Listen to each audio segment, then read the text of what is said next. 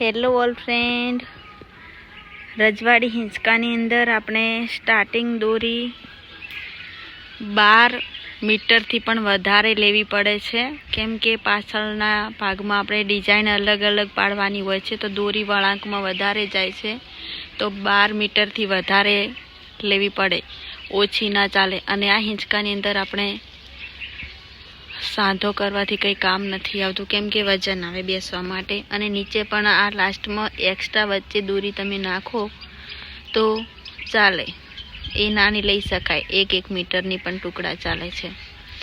તો તમને આ હિંચકા વિશે વધારે કોઈ સવાલ હોય તો કોમેન્ટ કરજો, જેટલું બને એટલું આસાનીથી તમને સમજાવવાની પૂરી કોશિશ કરીશ। કેવી લાગી હિંચકાની ડિઝાઇન કોમેન્ટ કરજો, વિડીયોને આગળ શેર કરજો। જય માતાજી ઓલ ફ્રેન્ડ।